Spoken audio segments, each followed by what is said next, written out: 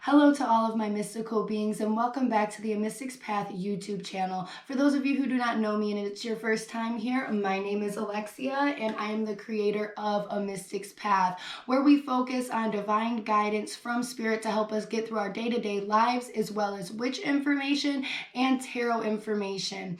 All right, now this video today is on the weekly messages from spirit, per zodiac element. All right, so let's go ahead and dive into it. Hello to all of my air signs and welcome to your weekly message from spirit. All right, so if you are a Libra, an Aquarius, or a Gemini, this weekly message is for you. So let's dive in and see what message is awaiting for all of you. We have Netcaster, Horseman, Herald of Change. And backed behind that, we also have Closing Door Completion. We have Dragon's Horde, Vanishing Mirror, Ego Sublimation, Horned Cactus, Resourcefulness, the Knight of Swords, the King of Cups, the Nine of Swords, the Ten of Pentacles, the Five of Cups, the Prince of Sacred Circles, and the Princess of Sacred Circles. All right, so the first thing that I can see is that that things are changing and you're kind of moving from a situation that was kind of like closed off and no longer serving you. So this has left you to kind of reevaluate what is in your possession, what it is that you have that you want, and what else is missing. All right, we have the Dragon's Horde, protecting the future, and Vanishing Mirror, ego sublimation. And I feel like this is a really big energy of really looking and peering into the future and what it can possibly hold. And I also feel like there is beliefs, even if they haven't been helpful beliefs, that were tied into the future and what it is that you can obtain, that are starting to get shattered, all right? With the understanding that all you have to do is go within, look at what resources that you need, what resources that you already have, okay? And how it is that you go about getting more resources, because we can see that the mental state, although there is a need for rest, there is a big need for rest here and rejuvenation before moving forward, but there is a very big energy and a very big determined and fixated energy on running towards what it is that you see for yourself, the legacy that you're building, and what it is that you create for yourself in the physical.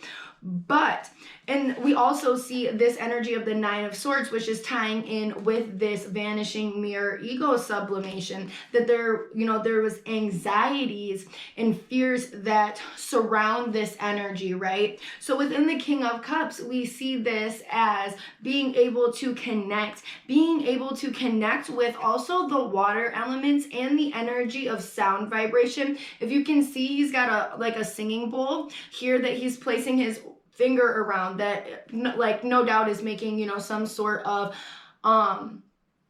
vibration that is happening. And sound vibrations can be very clearing to our energetic force, because they literally ripple through us, right?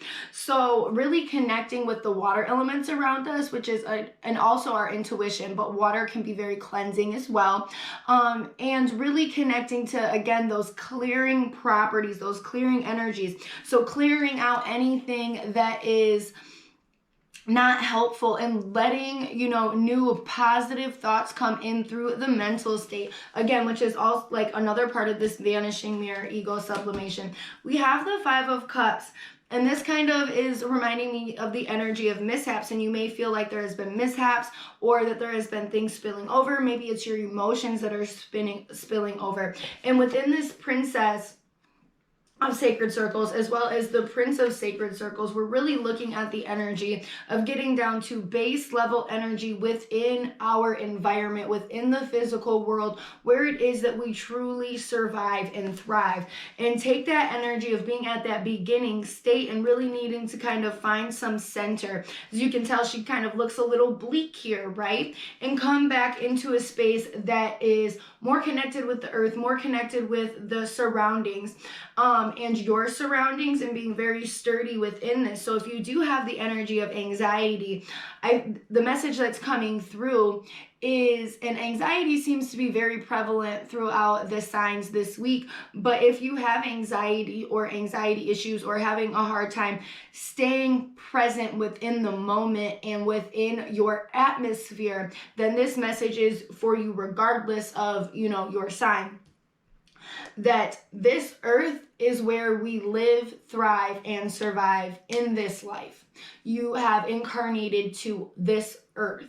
So with that being said, you have to physically participate and be within this earth. If you are energetically putting yourself in other places or worrying about different things and worrying about energy within the spirit realm or what's going to happen, you are not focusing on living and thriving within this earth. You're focusing more on survival and survival tactic strategy. Okay, if you were thinking about how it is, what move you're going to do next, what it is that you are and aren't going to do based on trying to win a war where someone is actively trying to oppose you and actively trying to come after you, you may be living in that sort of mind state instead of a living and thriving mind state within this physical earth. All right, I hope that makes sense.